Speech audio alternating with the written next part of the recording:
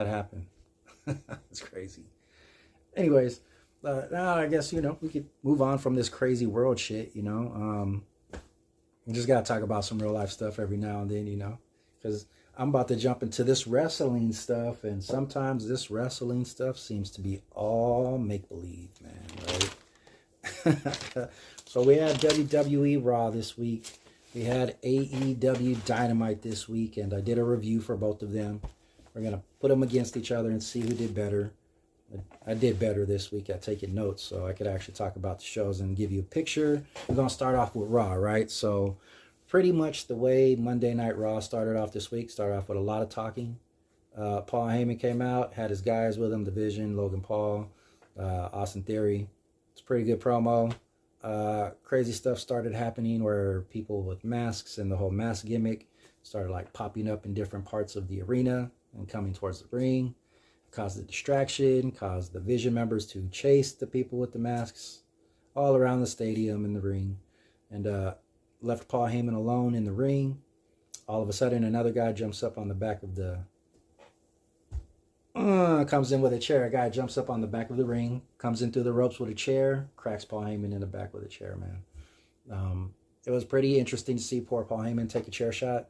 But it was even worse to see him take that stomp where he got his head stomped, He got up, he was bleeding from his facial area. It looked like his nose. I don't know if he really got injured like that or not, but poor guy, man. Poor Paul Heyman, If that was a real accident that happened, way to take it like a soldier, Paul Heyman. You took that chair shot and that stomp, man. So it was like 30, 40 minutes, and then it got to like the first match. It was Gunther and Dragon Lee, right? It was a decent match for a big guy and a small guy. I was noticing Gunther, it looks like he's starting to get a little chunky again, right? He's starting to get a little roll. He's starting to get that little fat back, it looks like. He's still he's still in good shape. I'm just saying, it looked like he's starting to get a little flabby there. He might want to do a little bit of running. But besides that, a bunch of power bombs, right? Choked him out, ripped his mask off.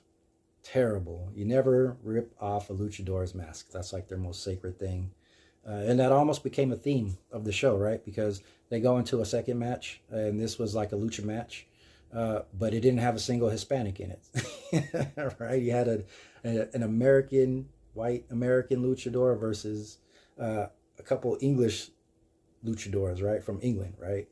And it was an interesting match, considering they're trying to build to something. I understand the build with American Grande Original, and then the extra spicy, I guess is what you could call the other one, the Grande Loco Extra Spicy.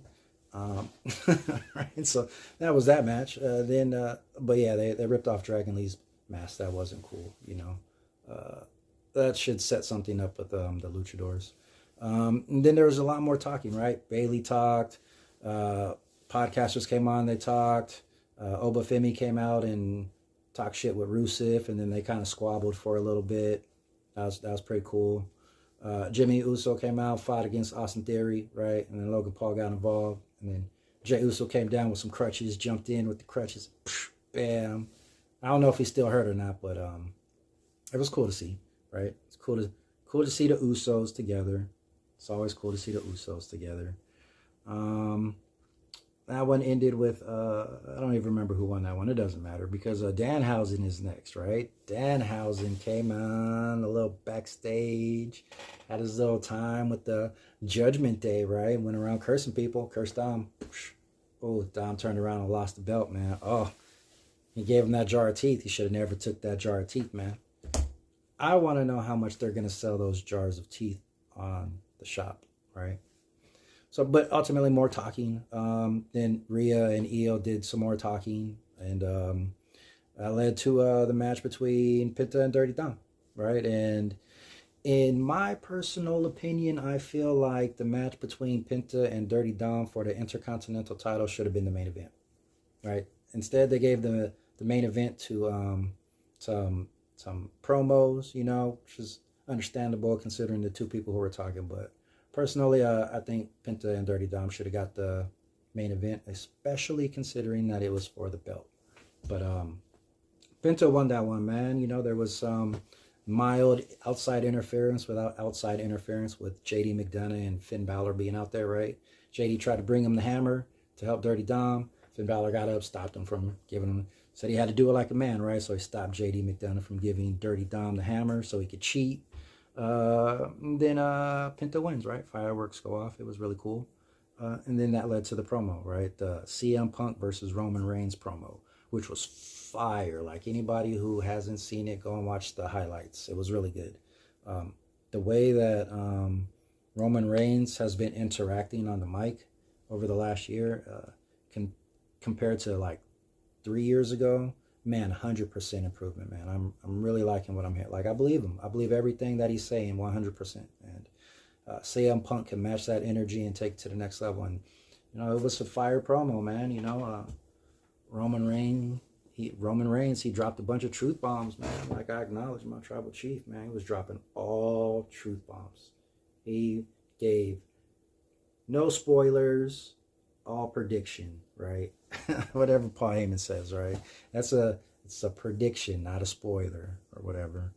Anyways, but it ended with CM Punk saying some crazy stuff, right? Like, CM Punk called out Roman Reigns' dad, said he was going to put Roman Reigns in the ground next to his daddy, his dead daddy. And I don't care what race you're from. They're all, the big talk is like, oh, you shouldn't have said that about a Samoan, right? The Samoans are going to get you. And yeah, the Samoans are going to get you for that.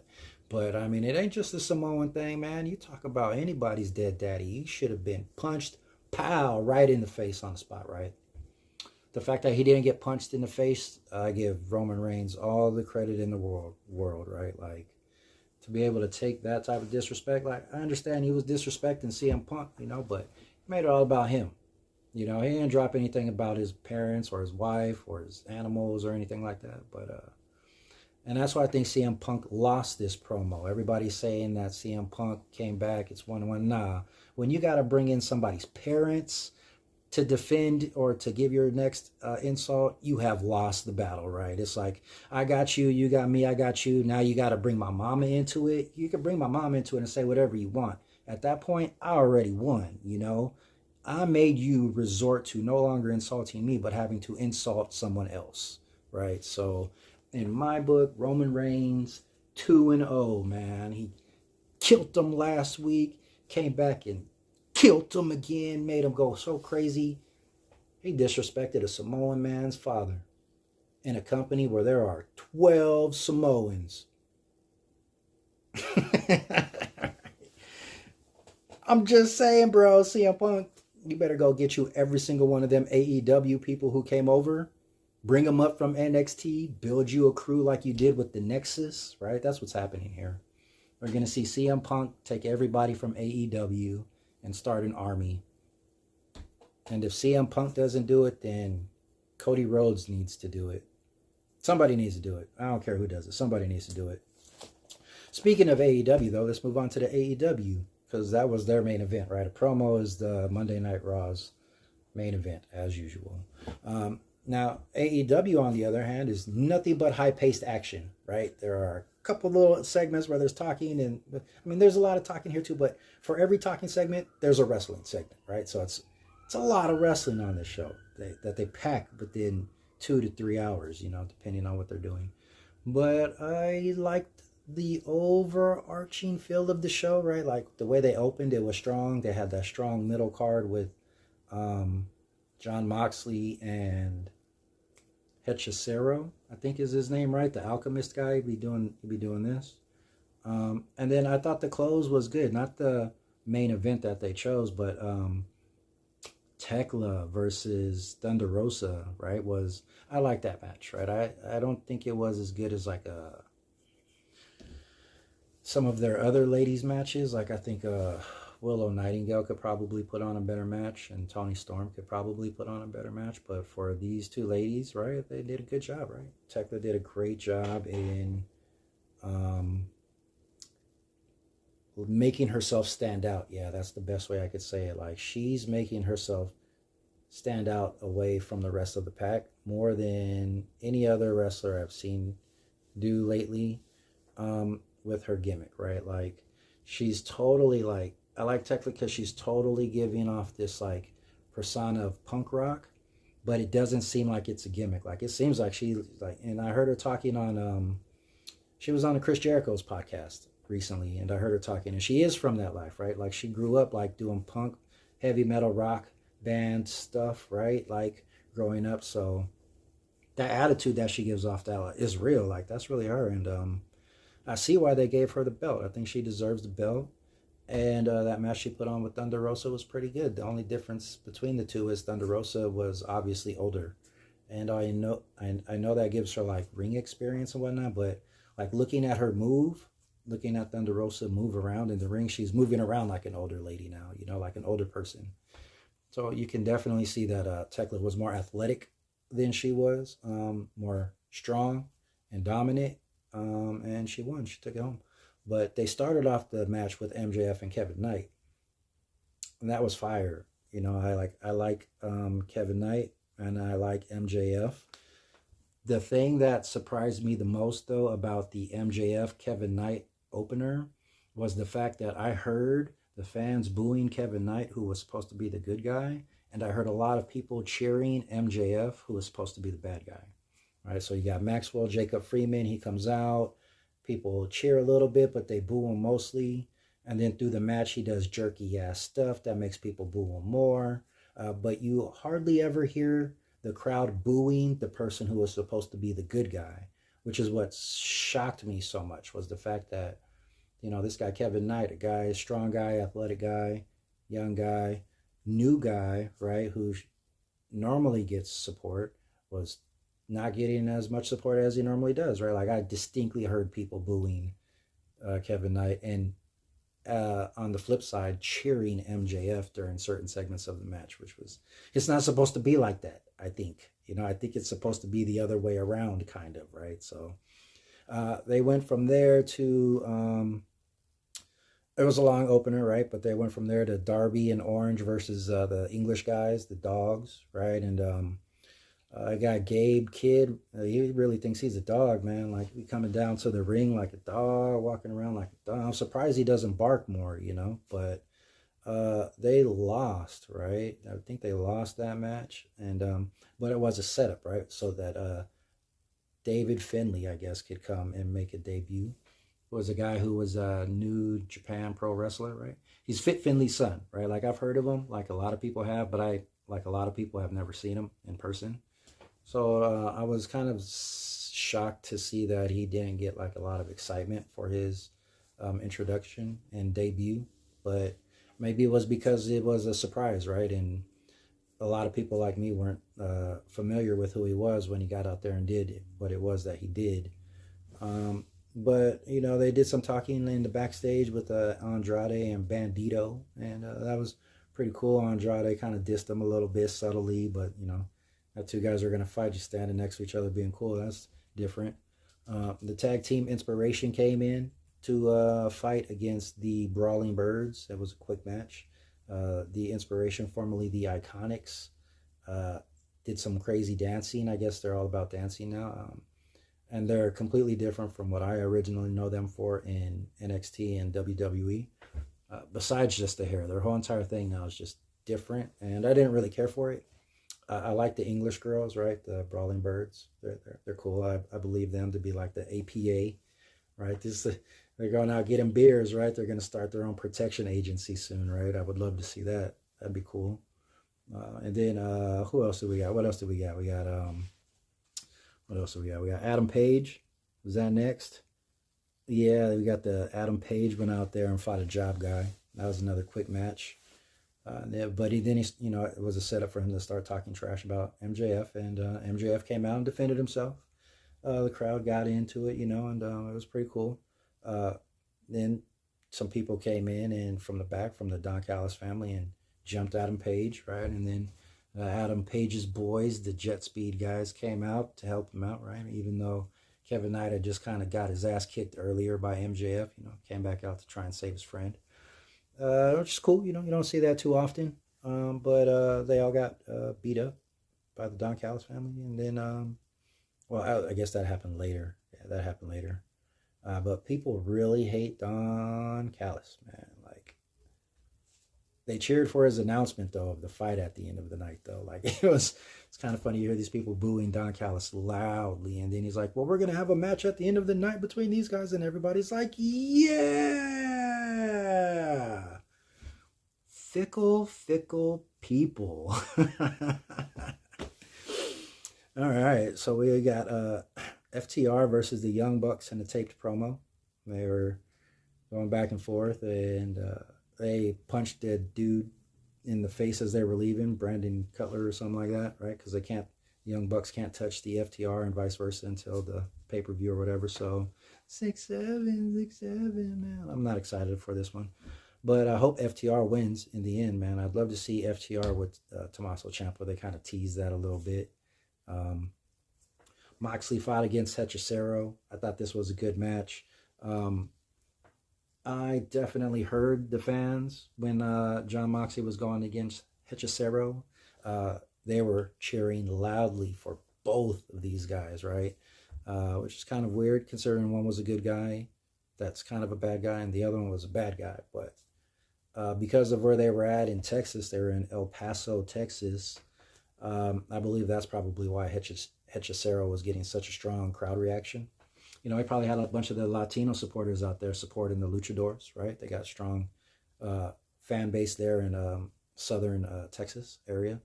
And it was Moxley, though, who came out with the win, you know. It was a medium match. It wasn't like long, but it had its, you know, ups and downs.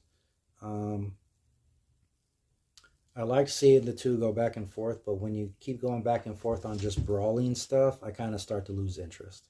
I like to see back and forth more with the chain wrestling, you know, and I'm not talking about like you do a go around and then I do a go around and then you do a go around and back and forth and back and forth. I'm talking about like you do a head scissors and then I nip out of the head scissors into a hip toss, right? Hip toss, leg scissors, kip out, like running, that type of chain wrestling, right? Like that's the type of shit I like to see. And I know that both of these guys are capable of that. One more than the other. Like Hechicero definitely is way more physically active than John Moxley. Like it looked like John Moxley was kind of getting out wrestled there a little bit, right? And Moxley is the main reason why I even watched this show. So it kind of hurts to say that, but eventually he wins. And then the guy Takeshita came out and pointed at the sign and at John Moxley, and they kind of had their back and forth or whatever. Swerve and Brody King was next, right? Swerve jumped Brody King from behind with a chain after Swerve's manager, Prince Nana, was distracting Brody King. He was kind of up on the stage. The manager was up on the stage. Brody King was in the ring. Manager's talking trash to the guy in the ring. Swerve comes from behind, cracked him with a chain, right? Like a logging chain. Put it around his neck, hung him up on the ropes, right? Tried to choke him out. It did choke him out. He was choking him. There were a couple times when I was looking at the color of Brody King's face, and he was turning legit red, you know, a couple times. But when he let him go, it wasn't purple, you know. And then it went from there into the Thunder Rosa versus Tekla match. And yeah, like I was saying earlier, man, it was a dynamic match. I wish that would have been the main event. I thought they performed better than the main event. And Tekla pulled it out. She beat Thunder Rosa. It wasn't Thunder Rosa's hometown, but she's a Texas girl, right? So kind of like in her backyard, which was sad.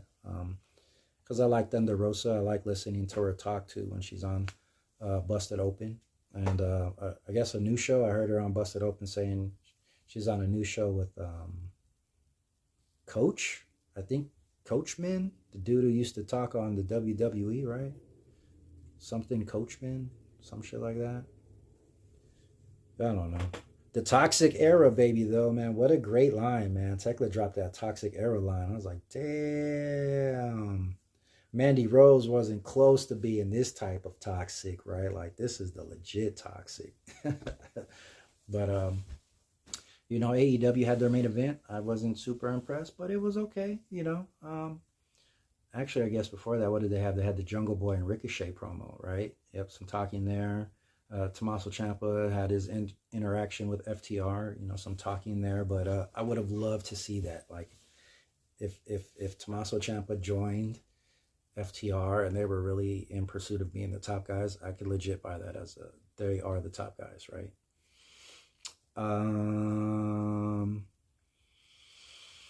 Main event was Adam Page and Jet Speed versus the Callis family. And, they had man, there's so many of them, man. They had Kyle Fletcher, right? He's their superstar.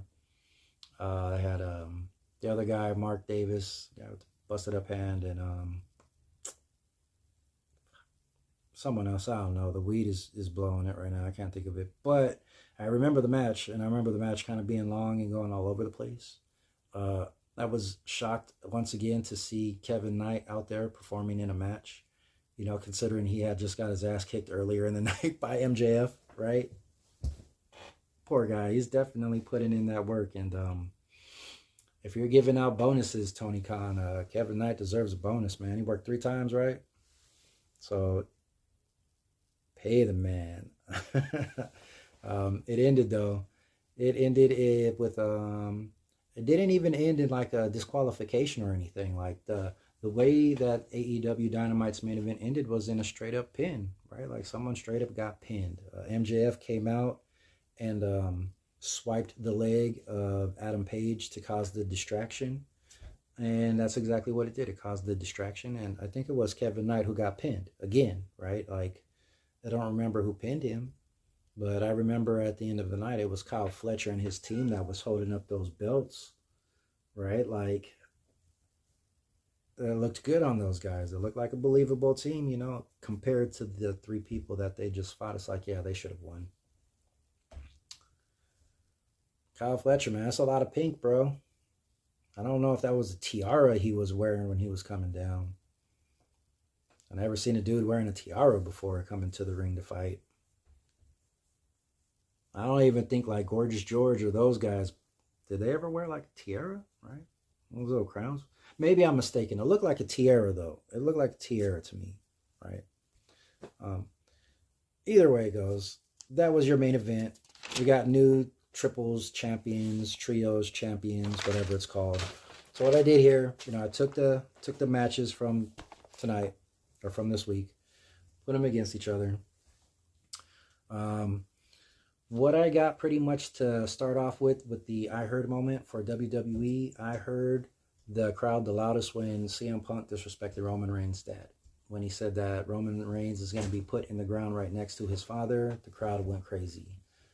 On the flip side, the thing I heard the most that was most shocking for AEW was the crowd booing Kevin Knight and actually cheering for MJF, right? Like that was, like I heard them distinctly booing against Kevin Knight and cheering against MJF, right? So the bullshit moment for WWE, I felt was Penta and Dirty Dom. I thought that they should have been the main event.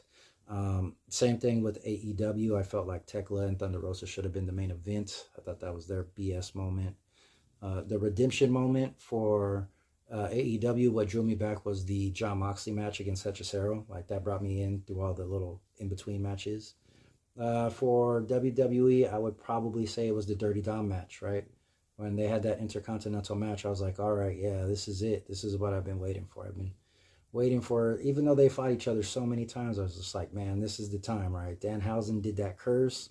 This is the time that Dirty Dom is actually going to lose that belt, right? Thanks to, unfortunately, but fortunately, Danhausen, right? Is that how he does the thing? Is it? I don't know. He's making his presence known, right? Yeah, it was Jon Moxley and Hechicero for the Glorious Redemption, and then, yeah, like I said, Dirty Dom and Penta for the Glorious Redemption, and then that leads to the main event, right? The main event for WWE, ultimately, Monday Night Raw, was a promo between CM Punk and Roman Reigns, and the main event for AEW was this 6-man trios match of Adam Page and Jet Speed versus the Don Callis family.